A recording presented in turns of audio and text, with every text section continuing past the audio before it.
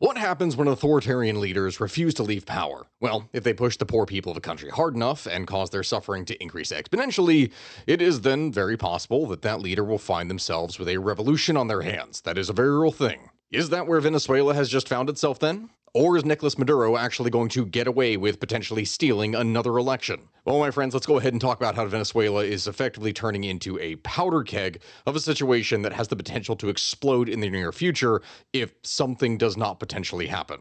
As always, though, we're going to need to explain the context of the situation in the first place. Now, my friends, in the past, we've done a number of different videos about Venezuela, though most of those were focused on the economy, and Venezuela's what is basically the 21st century version of the Great Depression that has just continued to get worse over time. But now it is then that the country faces yet another challenge. Free elections and the peaceful transfer of power, well, that just doesn't seem to be happening. How did it get to this, though? Well, for that, we're going to need to step back into the year 2013. For anyone who thinks that we need to go back further, you can check out my previous videos. On that note, we have covered this stuff many times before, so that would be just repeating myself. But in this case, we're going to need to talk about Nicolás Maduro himself. And that, my friends, makes this a perfect time to transition to talk about my sponsor, Private Internet Access VPN. Before you click away or skip or anything like that, just please note, when I'm talking about this is the perfect thing to talk about in this scenario, because considering everything that we talk about when it comes to oppressive governments and tracking people down to arrest them for simple internet activity that really should not be illegal, well, I'm pretty sure at this point you all should get an idea of why something like this is important. The reality of the situation is that whenever you are browsing online or on an unprotected device, such as your phone, computer, tablet, console,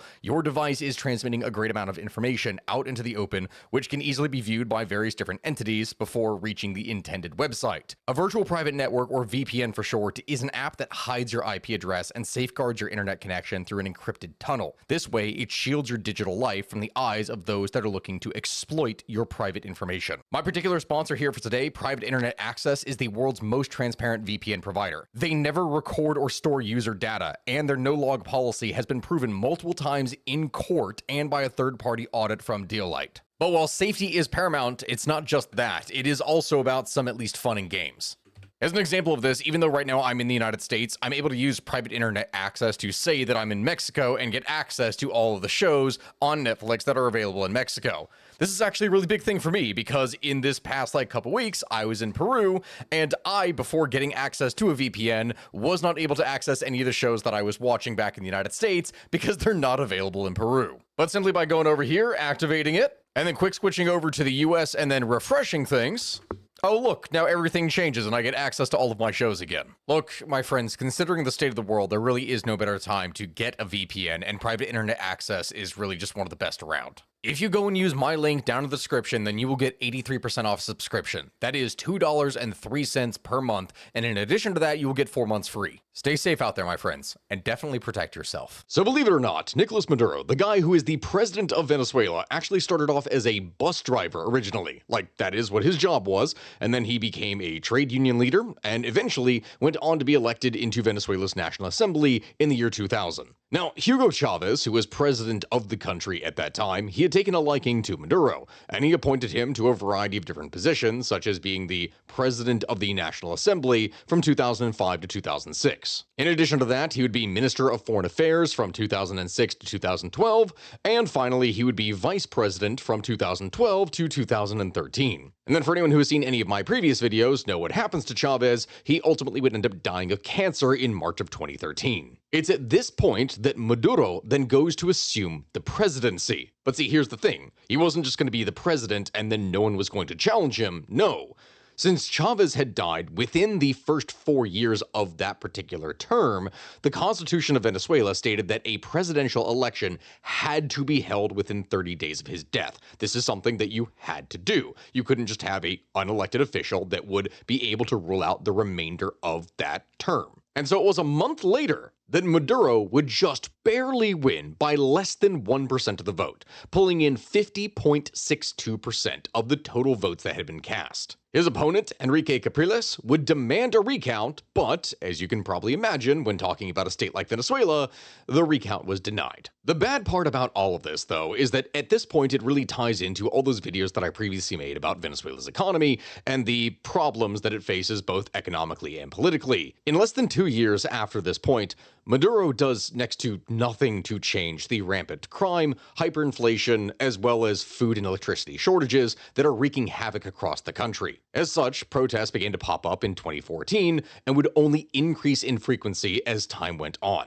Mind you, people were so pissed off that the opposition party ended up winning the majority in the 2015 parliamentary elections, and this had Maduro furious. So he went and gathered the current lame duck National Assembly, and he had them pack Venezuela's version of the Supreme Court, the Supreme Tribunal of Justice, with political allies, because then no one would ever actually be able to challenge him. Go figure. So this new and improved Supreme Tribunal would then go on to impeach 3 opposition party National Assembly members, citing, irregularities in the elections that put them into those positions in the first place. Because, they won, which that in of itself is an irregularity in Maduro's eyes. Why only 3, you may wonder? Well, that is because the opposition held the supermajority in the National Assembly and could counter any major moves made by Maduro, acting as a check to his power. After this was done, the Supreme Tribunal then went on to decide to just go absolutely crazy and start giving Maduro just all kinds of executive powers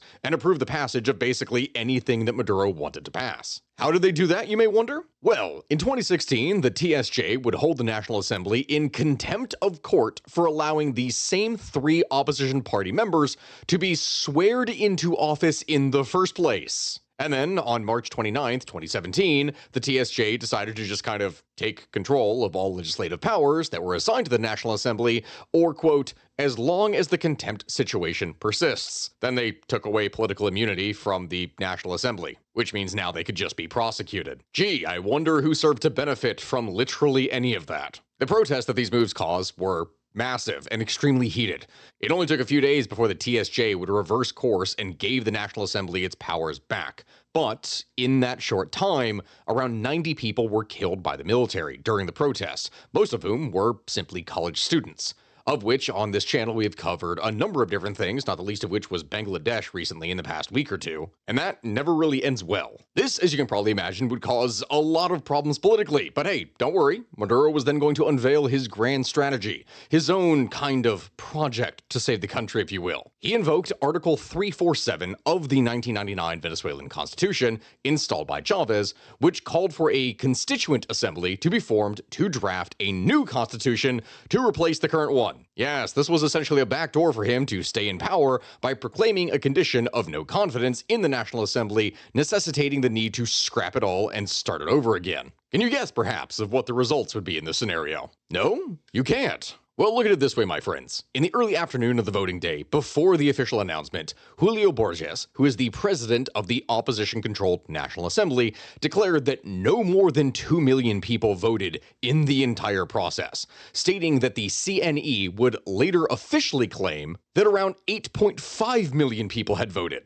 The next day, the president of the National Electoral Council, or CNE, as I just said, which was in league with Maduro, would claim, oh yes, just over 8 million people had voted, which is a discrepancy, I'm not sure if you exactly caught it there, of potentially over 6 million votes that may or may not have ever actually existed. Smartmatic, which is the Venezuelan-owned company that provided the voting machines, would go on to state that the results were tampered with by the CNE. The company said that the turnout was off by at least 1 million votes. At least. We don't exactly know the exact number, but internal CNE documents obtained by Reuters would reveal that only 3,720,465 votes had actually been cast. Independent analysts would voice that the turnout was lower than what the CNE stated, somewhere between 11 to 21%.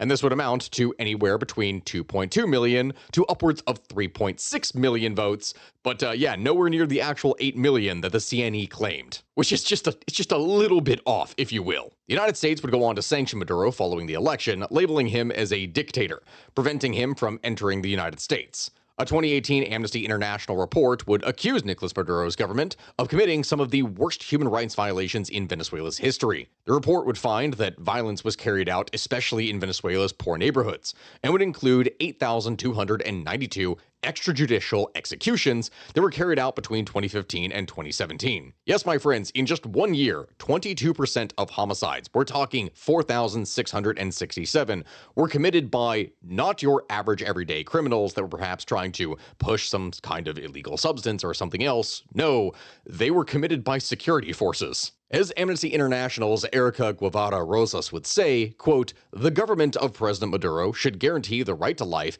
instead of taking the life of the country's young people," end quote. Yes, there was quite a lot of political oppression that was happening. So then, fast forward a little bit of time, we're talking 2018 at this point, the next presidential election occurs, and Maduro basically lost to the opposition party leader, Juan Guaido. Potentially. Again, this is where everything gets really murky. He was declared the winner in May 2018 after multiple major opposition parties were banned from participating, which, as you can imagine, would cause some issues, this being among a number of other irregularities. Many would say that the elections were invalid, that they didn't actually count. Some politicians, both internally and internationally, would say that Maduro was not legitimately elected and consider him to be an ineffective dictator. The problem is, though, is that nothing really changed at this time. The chaotic state of the country and the desperation of poor voters may actually have contributed to Maduro's ability to maintain control. Representatives of Maduro's party would track those who voted by registering their fatherland card or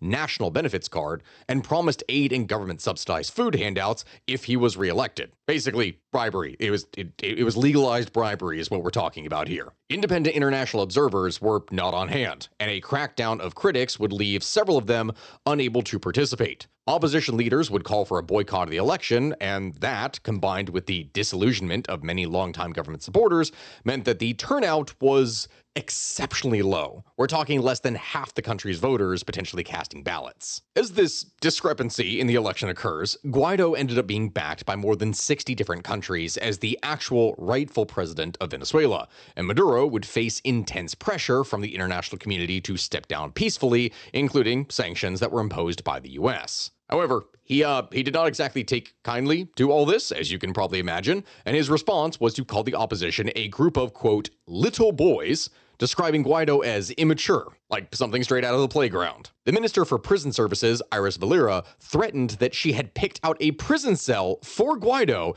and asked him to be quick in naming his cabinet so she could prepare prison cells for them as well. Most importantly, though, Maduro would retain the support of the military, and this is what ultimately would allow him to stay in power. But, that being said, it does not mean that things weren't still quite divided. Maduro's former chief of staff would say in 2019 that Maduro, quote, delivered practically nothing in terms of public policy, in terms of direction, during his first term, because he does not have a clear vision for the country. He is very much focused on consolidating his power among his own peers in Chavismo, and much less on exercising or implementing a strategic vision for our country. Which, wow, that is a very harsh statement. But, however, following increased international sanctions during the Venezuelan crisis in 2019, the Maduro government would abandon socialist policies that had been established by Chavez, this being things such as price and currency controls, which resulted in the country actually seeing a rebound from its economic decline that it had been in for years at that point. Which sounds odd, but yes, that did happen.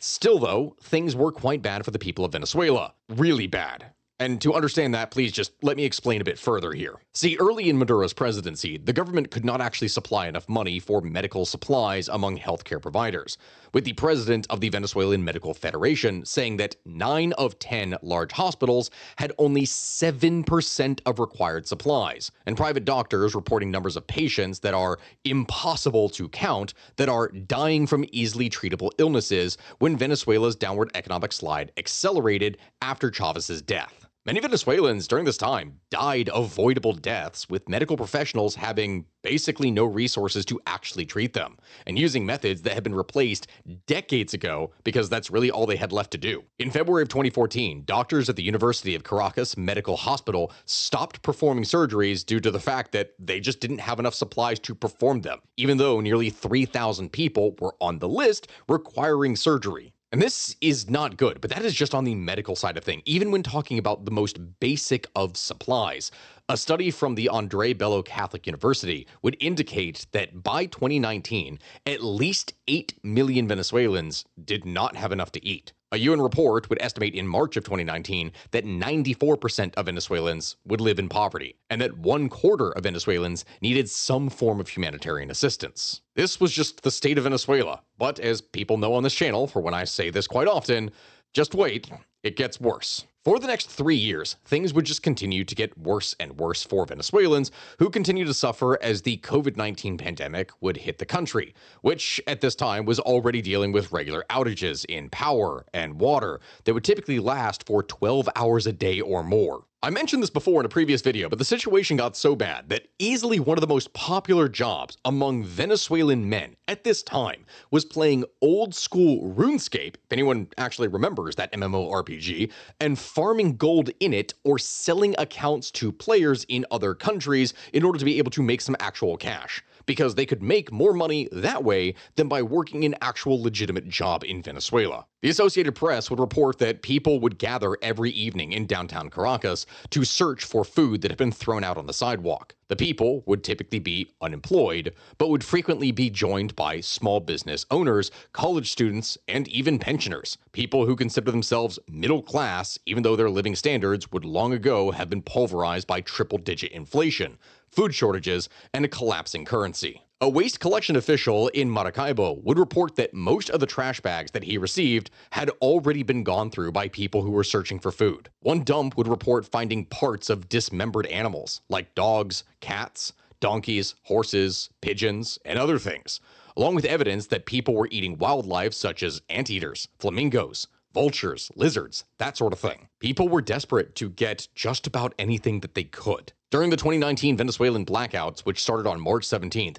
the water distribution system also had shortages. Jose de Viana, an engineer and former president of Hidrocapital, the municipal water company in Caracas, would say that 90% of the thermoelectric plants that work as a backup if power fails are not actually operational because of the fact that they're simply not maintained, or they've been disconnected, and that the most important population centers in the country had zero water supply for more than 4 days. Analysts would say that 2/3 of Venezuela's population, we're talking 20 million people, were without water, either partially or completely, in the weeks after the blackouts. When things like this were happening, people were swarming the polluted Guare River in the center of Caracas. We're talking a thing that you really should not be drinking out of, but they were going here in order to fill plastic containers with this contaminated water. Or they were collecting water from streams at El Avila National Park. Others tried to catch water from the city's sewer drains, whatever it is that they could. In the state of Lara, people would bathe in the sewers. If that sounds disgusting and like an easy way to catch a disease, yes. The head of the infectious disease department at the University Hospital of Caracas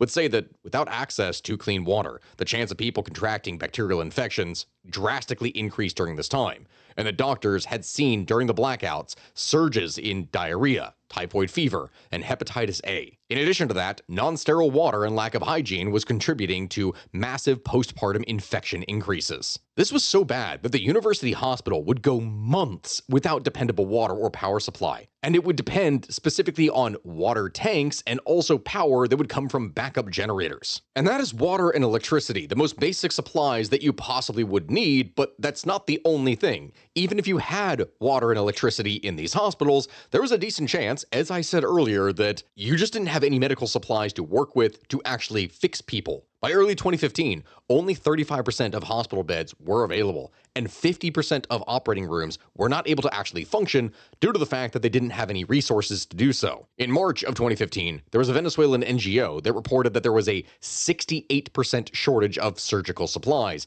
and a 70% shortage of medicines in Venezuelan pharmacies. In 2018, the Pan American Health Organization would report that approximately 1/3, we're talking 22,000 of 66,000 of registered physicians had left Venezuela as of 2014. So if you didn't even have the supplies, or if you did have the supplies somehow magically, there might not even be a person that would be able to treat someone. The Venezuelan Medical Federation would say that doctors were leaving the public healthcare system because of shortages of drugs and equipment and poor pay, as well as a variety of other factors. In August of 2015, Human Rights Watch would say that, quote, "We have rarely seen access to essential medicines deteriorate as quickly as it had in Venezuela, except in war zones." Yes, in many cases, Venezuela, which was not at war, was in a worse situation than countries that were actually blowing each other up. This, as you can imagine, would result in a lot of casualties. In 2015, the government would report that a third of patients that were admitted to public hospitals just died. Things got so bad that the medications of individuals who die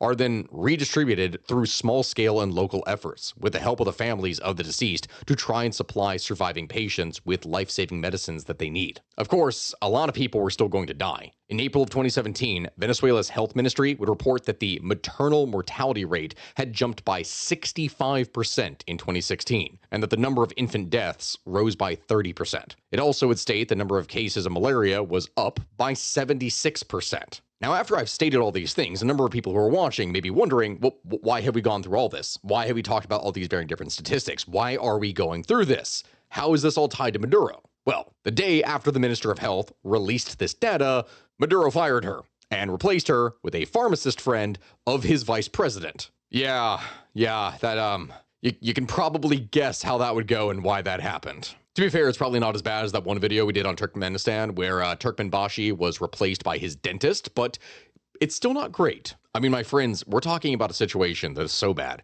that in March of 2019, the Wall Street Journal would report that the collapse of Venezuela's health system had led to a surge and return of rare diseases that at one point in time were considered all but eradicated. Health officials would say that malaria, yellow fever, diphtheria, dengue, tuberculosis were now spreading from Venezuela to neighboring countries as Venezuelan refugees would surge over the borders. And this is really bad. The United Nations estimated in 2019 that around 2.8 million Venezuelans had acute healthcare needs and 300,000 were at risk of dying with cancer, of diabetes, or HIV, or something else, as they did not have access to that medicine for more than a year. Along with this, preventable diseases like diphtheria, malaria, measles, tuberculosis, everything that I just talked about, that was all rising over the course of the year, along with hepatitis A, because of the severe lack of sanitation and lack of access to water. Inflation and medicine shortages would subsequently mean that patients were being asked to bring their own food, as well as water, soap, and medical supplies if they could spare it, including scalpels and syringes. Yes, when having to go to try and attend some kind of surgery, you might be asked to bring your own form of anesthesia as well as knife. The really sad part about all this is that half a century earlier, Venezuela was one of the richest countries in South America, and per capita, it was rising up with the rest of the world to compete even with European countries. In 1961, they were even the first country in the world to declare that they were free of malaria. But in 2017, though, there were 400,000 cases of malaria in Venezuela. So all of these diseases, everything that I've been speaking about, were piling up within the country now, and then the COVID-19 pandemic comes along and reaches Venezuela in March of 2020, which in turn caused costs for services such as internet and telephone lines to rise anywhere between 80% and 749%, depending upon where you were. This, of course, would further limit access to these utilities, among other things, and create further shortages within the country. Over the course of the time period from 2014 to 2023, nearly 8 million Venezuelans would flee their own country, whether it was for economic reasons or to avoid political repression. That is where things have been. But it's at this point that we get back to the politics side of things, that in October of 2023, we start to see a brief glimmer of hope.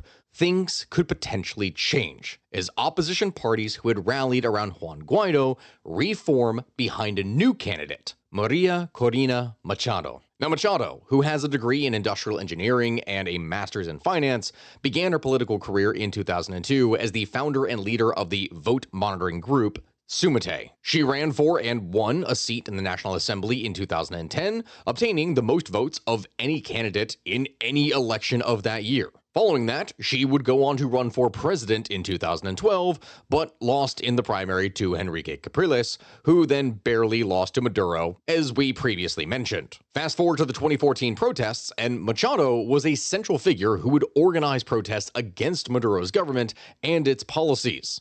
And that is kind of where she was for many years, until the whole thing with Guaido, who ultimately would fail to coalesce enough support around himself to remove Maduro from office by 2022. So, opposition party members began to look at Machado instead as their next great hope. See, Machado ended up winning an opposition primary that was held in October of 2023 with more than 90% of the votes, which is incredible that that actually happened. And she would manage to succeed in uniting the notoriously divided opposition groups. Finally, it seemed that the people had someone that they could actually rally behind. In an interview that was discussing the election, Machado would go on to state, quote, "My goal is to get Maduro out and to be able to defeat the regime using all of the forces available." She would argue that, quote, "There are only two options here. We win with a huge majority, or Maduro steals the election." And then, can you guess what happened? I'm sure right now in the comments, a number of people are going to say, oh, he steals the election. Ah, well, close. Maduro would then get his friends at the Supreme Tribunal for Justice, remember the Supreme Court that he had stacked in the previous years, to disqualify her from running for public office for 15 years due to the fact that she had been a leader of anti-government protests. That is how dangerous Maduro considered her.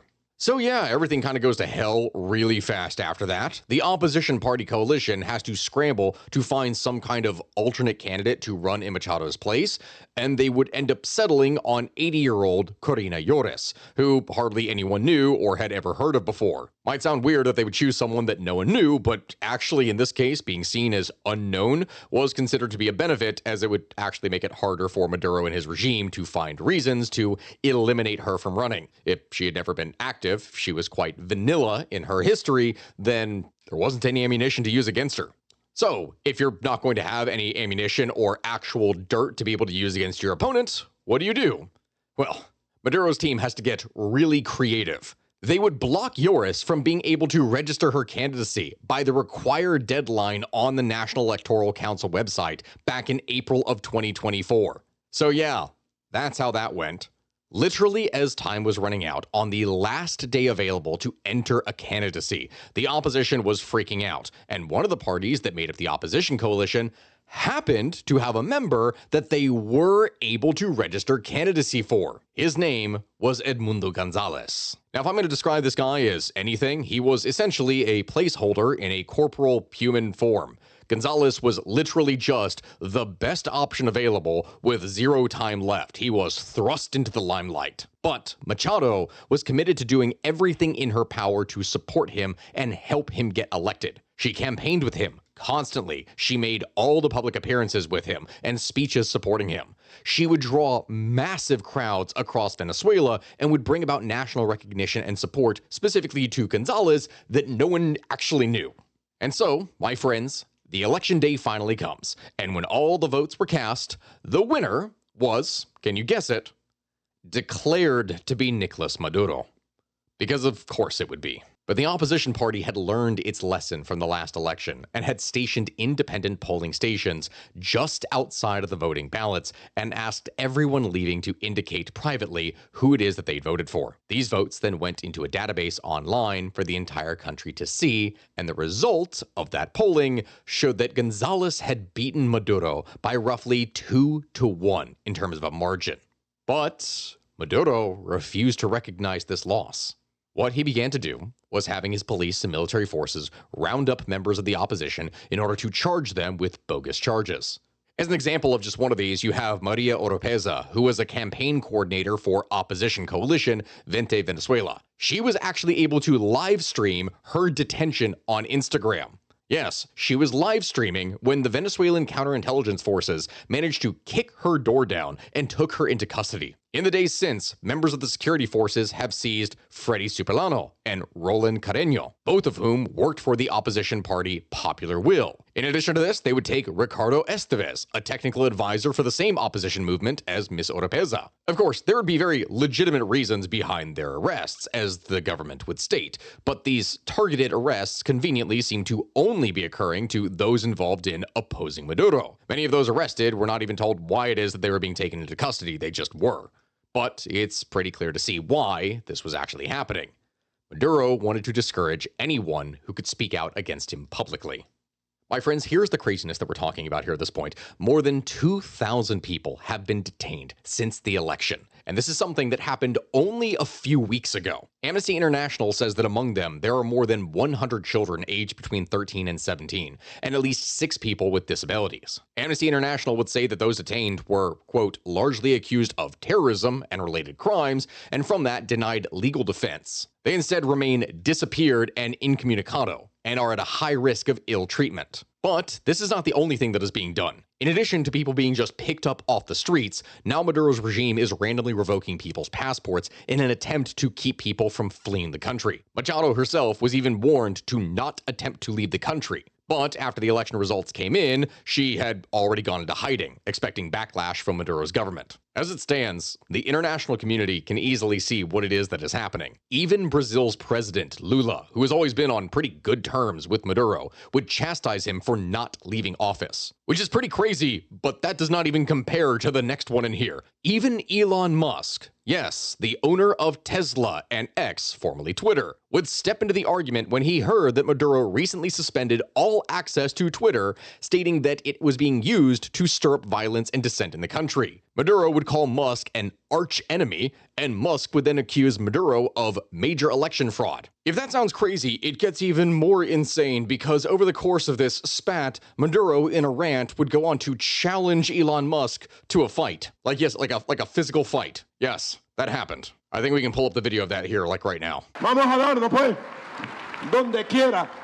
Anyway, from that, you can probably guess by now that censorship has been getting pretty bad in Venezuela. As one report by the NGO Espacio Público would say, over the past 20 years, 408 media outlets have been forced to cease operation within Venezuela. US-based human rights nonprofit Freedom House would go on to say that Maduro's government had blocked at least 70 websites in 2022. The reason for this is that protests have gained momentum via social media, which is enormously popular in the country. The hashtag Venezuela has been used over 97 million times on Instagram alone. Maduro has mentioned wanting to block access to Instagram and TikTok as well, so honestly, don't be surprised if he blocks those just like Twitter in the near future. But even if social media is blocked, it does not mean that the international community is going to accept anything from Maduro at this point. The United States would join Uruguay, Argentina, and Peru on August 3rd in rejecting the official election results, recognizing Gonzalez as the actual winner. As the Secretary of State Antony Blinken would state, quote, given the overwhelming evidence, it is clear to the United States, and most importantly, to the Venezuelan people, that Edmundo Gonzalez won the most votes in Venezuela's July 28th presidential election. But will that actually change anything? A number of people may be wondering what exactly is next for Maduro. Well, most likely he's going to try to just ride out the storm of international public opinion that is currently raining down on him, just like he did back in 2018 after the race against Juan Guaido. And this then leads us to the comment that I made during the intro to this video in the first place. Just how far can Nicolás Maduro push the people of Venezuela before it is that they rise up and remove him? Well, that's unclear. But one thing is for sure. The people of Venezuela likely cannot take much more. They've been suffering greatly for the last decade from what it is that we've covered. You've seen that over the course of this video, and many have had enough of it. If Maduro doesn't give up willingly, there is a very strong chance that protests will lead to violence, and violence will only lead to shedding of blood in the streets. You can only push people so far. We have seen that in the previous videos in which I've covered what has happened in Bangladesh. So either that happens with the public, or one of his subordinates goes and initiates a coup. But that is far less likely to occur considering how many loyalists he has stacked around him. At this point in time, we can really only hope that there is going to be a peaceful transfer of power that occurs in Venezuela.